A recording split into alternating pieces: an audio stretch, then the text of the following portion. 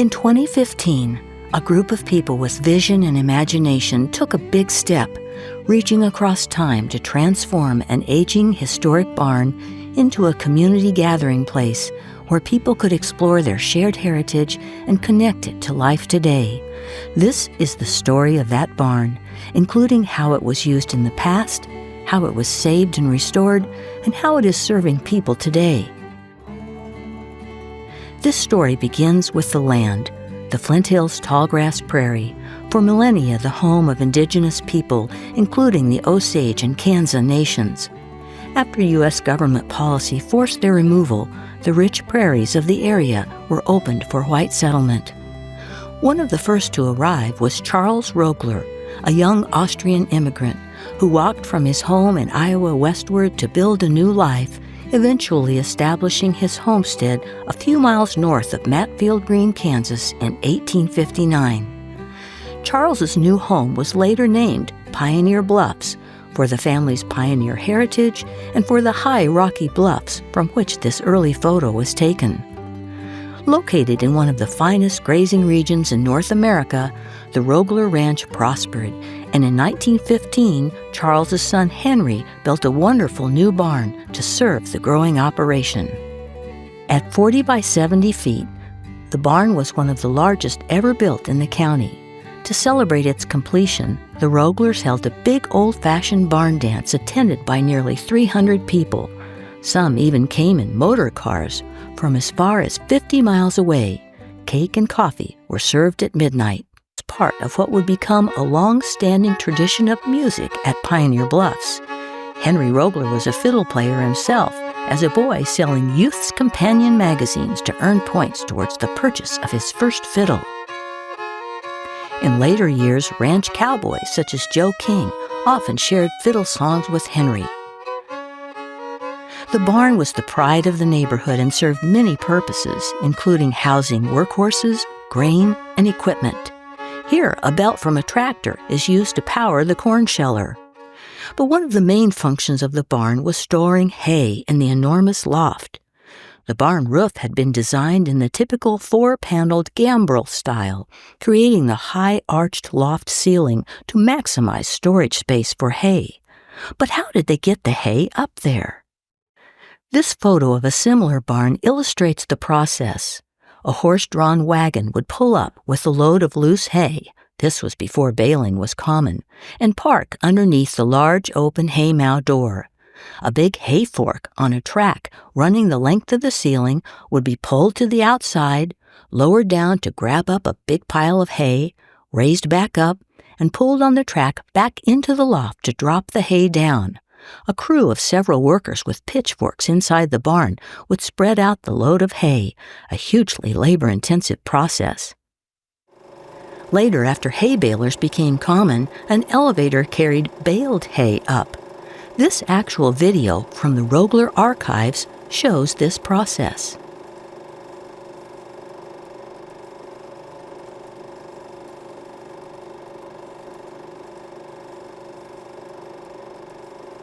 Notably up top, the barn cupola was critical in ventilating the loft to prevent spontaneous combustion in the hay. If any hay were too green, it could become hot and start on fire. And the cupola served another purpose, a fun place for kids. Irene Rogler, shown here climbing a doorway, remembered how as a youngster she and friends would climb a ladder into the cupola, sit up there telling stories and secrets, then drop from the rafters down into the new mown hay. Over the years, the barn served the Rogler family well, but after 3 generations, the Roglers' time at Pioneer Bluffs came to an end. The family heirs had all moved elsewhere. They closed down the ranching operation, and in 2006, the property was sold. As an outdated structure, if the barn had been sold to typical buyers, it would likely have fallen into disrepair and ruin, the fate of nearly all the old barns across the Flint Hills. However, instead, the 12-acre headquarters, home, and heart of the ranch, including the barn, were purchased by a group of people who recognized the priceless historical value of the property. To manage this new asset, the group created the nonprofit Pioneer Bluffs Foundation and formed a board of directors. In those early years, these local leaders worked to define Pioneer Bluffs' mission and meet the responsibilities of preserving and showcasing its historic aging structures. By 2014, Pioneer Bluffs had been holding a few community events each year, but faced a number of challenges in hosting the public. Thankfully, the fundamental need for public restrooms had been met by an earlier board with the renovation of the small granary building, which is close to the barn. The granary renovation also provided a small climate-controlled room for group meetings of up to 30 people, but still no capacity for large public gatherings.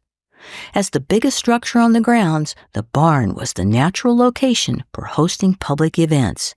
However, it was nearly 100 years old and had been built for hay and horses, not humans.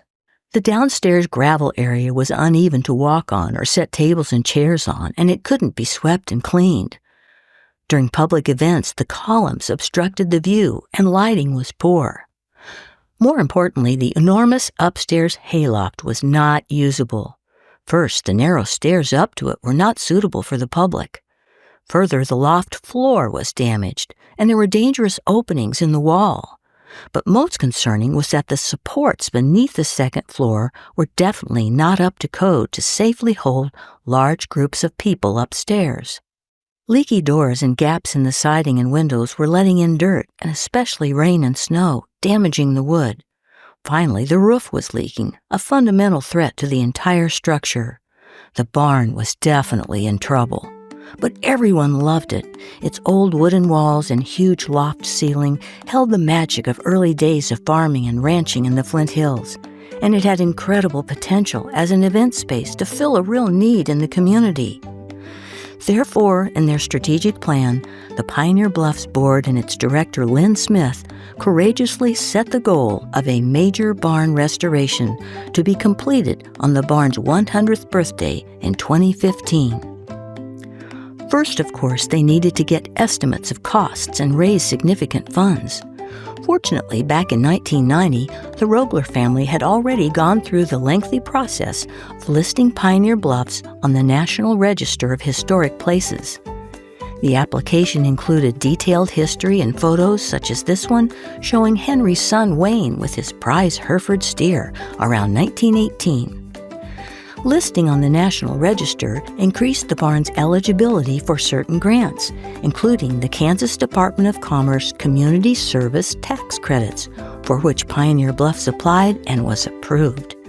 These, along with the generosity of many private donors, provided the substantial capital needed for the project. For months, the board engaged in detailed planning and decision-making with architect Ben Moore. Notably, the decision was made not to install heating and air conditioning. This was because insulation would cover up the barn's rustic interior walls and intricate cathedral ceiling, aspects of the barn, which according to a K-State marketing study were crucial to its historic character and appeal.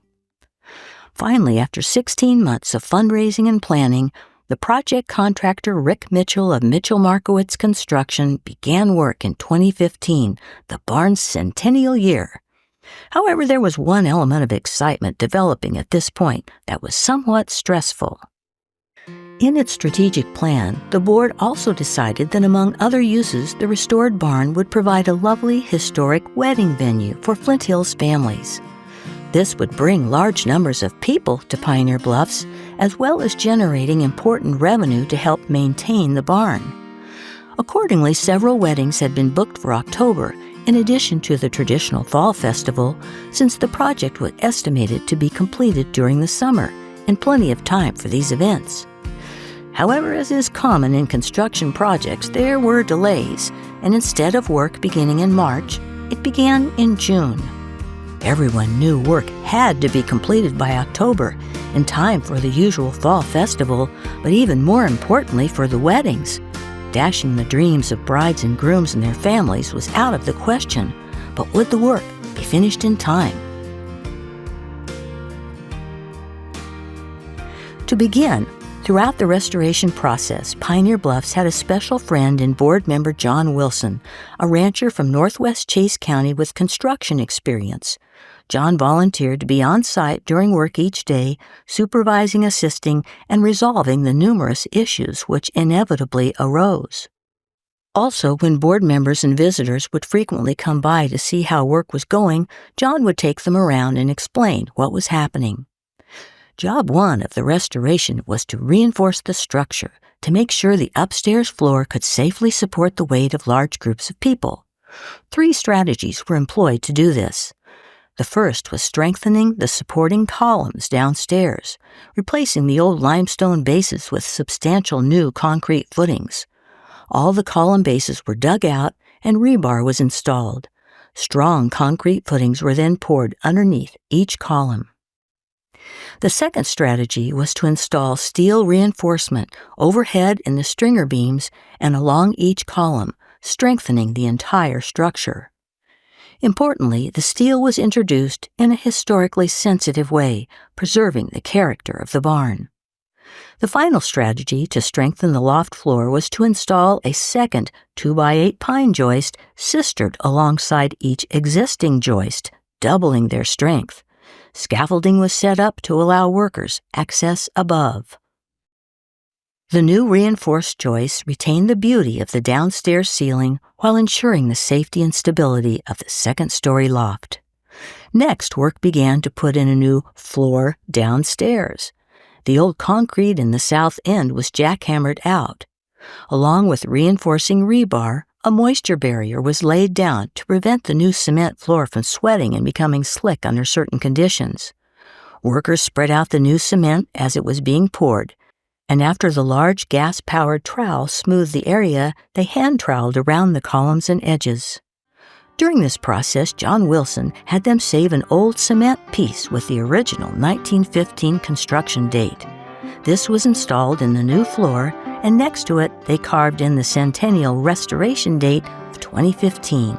The new downstairs floor created a smooth, safe, easily cleaned surface for group dining events. Upstairs, work also began to give the loft a new floor. The old wood flooring was removed and saved for repurposing in several important projects in the restoration. Here, the new 2x6 tongue-and-groove fir flooring was delivered. Equipment lifted it up into the loft through the big south doors. Laying the floor was a long process. Workers carefully installed each tongue-and-groove board. Eventually, the entire floor was laid, and volunteer John Wilson stained it 2 times. The beautiful new loft floor retained the rustic feel of the space while providing a smooth, safe surface for future public events. To replace the old steep, narrow stairway up to the loft, a new, wider staircase was constructed in 2 sections with the landing halfway up. For safety, attractive new hand railings on both sides and iron balustrade were installed along the stairway. This provided the public's main access to the upstairs event space. In addition, due to fire codes, a second stairwell needed to be installed on the north end, accessed upstairs from behind the stage. This stairway was particularly important because a special chair lift was installed there for those unable to walk up the stairs. Here, Director Lynn Smith demonstrates use of the lift. Downstairs, to enclose the north staircase, workers constructed a new but rustic-appearing wall built with the repurposed loft flooring. Before the restoration, many of the barn windows and doors were missing or dysfunctional. Hinges, tracks, and hardware had to be replaced. Also, fire and building standards for ingress and egress required additional doorways. Upstairs, original wall openings had to be closed in for safety and windows added for light and cross-ventilation. In some areas, exterior siding was rotted and had to be replaced. Here, workers installed a new doorway and replaced siding around the corner. Eventually, numerous door and window openings on the west and north sides were fully restored. The big door to bring hay into the loft had been opened clear to the floor, so to prevent falls, a chest-high wall was constructed. Then 2 large sliding doors were hung on tracks. This big window is one of the favorite features of the loft, where visitors can now safely look out and enjoy the impressive view across the valley of the South Fork of the Cottonwood River. Next, the new roof. Because the old metal and wood shingle roof leaked, it all had to be removed to protect the structure long term. Tied on with ropes for safety, workers removed shingles and old material. Then the contractors first put down new plywood sheeting. On top of that went a protective guard material to keep out snow and rain, so if a screw in the metal roof happened to leak, water still couldn't get through. Even up top, the wood shake shingles on the gable roof cupola were repaired, and it was given a new metal roof too. Irene Rogler would have approved. During the many stages of work on the barn, replacing and updating electricity was an additional task. The renovated loft was enhanced by beautiful new lighting along both sides, with main lights down the center, all illuminating the room's high arched ceiling. Special lighting was even hung on the old hay fork, featuring this symbol of the barn's historic past. All the old overhead electric lines into the barn were eliminated and replaced with buried lines to give the barn a clean, historic appearance. Exterior barn-style lights were installed at entry and exit doors to match the existing lighting. The last stages of the restoration involved built-in fixtures. Repurposed wood from the barn itself were used for both. First, a place to serve food and drinks was needed. John had the idea to use wood from the barn's historic horse mangers to construct a large 3-sided serving station. The sides were angled in, just like the old hay mangers from which they came. Thus, the barn transitioned from feeding horses to feeding people. Upstairs, an elevated stage was built at the north end with a beautiful solid wood wall behind it, providing an attractive rustic backdrop, again, all constructed with the repurposed barn flooring. Finally, of course, the barn needed paint badly. The process of scraping was long and labor-intensive, day after day. All these ongoing restoration projects continued, many simultaneously, on into September. Remember the upcoming weddings and October deadline? John Wilson and others started getting calls in the late summer from the anxious mothers of brides-to-be. Some had visited the worksite and were alarmed at how much work was left to do. John repeatedly assured them the barn would be ready in time for the weddings, also praying to himself that this was true. Our contractor, Rick Mitchell, often strapped on his tools and worked alongside his men with John to help finish the project on time. At the end, it became a real horse race. The painting, which had taken weeks, was close to finished. Everyone worked as fast as they could, completing last steps in time for the weddings. At the end, it was really close, but they made it. The finished job was beautiful, with the final touch of adding the historic name Pioneer Bluffs in the same place Henry Rogler had put it to greet arriving visitors, and the first wedding was held right on time. Yes, the building had been fully restored with 5,600 square feet of usable space, reinforced structure, new floors up and down, 2 new staircases, new stage and serving bar, new roof, new windows and doors, fully painted, a complete makeover, but still a beautiful, authentic 1915 barn. In fact, the next year, the barn won the 2016 Honor Award for Excellence in Rehabilitation from the Kansas Preservation Alliance, to the great credit of our architect Ben Moore and contractor Rick Mitchell. The newly restored barn would serve Pioneer Bluffs for many years. The downstairs was now a fully functional area with a smooth cement floor and wonderful lighting. It became the perfect place to serve meals to large groups, even formal wedding dinners. Yet its classic rustic walls and vintage decor were reminders of the barn's early days and rich heritage. Upstairs, the fully reinforced hayloft could now accommodate large crowds for concerts and talks. The mission of preserving Flint Hills ranching heritage is continually fulfilled in this space with the popular Prairie Talks, where local ranchers tell their stories, often showing historic and contemporary photos on the screen. Special panels and presenters seated on the stage, share their unique perspectives on various Flint Hills themes. Barn dances are held on what is considered the best dance floor in the Flint Hills. Fiddler Henry Rogler would have approved.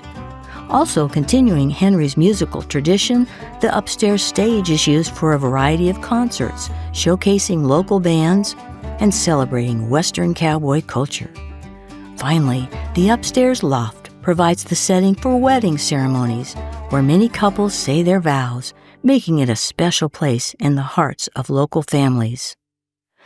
Today, we're all thankful to the Rogler family for building this barn in 1915, and to the vision of those folks who decided to reach across time to preserve it, creating an iconic community event space, honoring the past, while providing for an exciting future.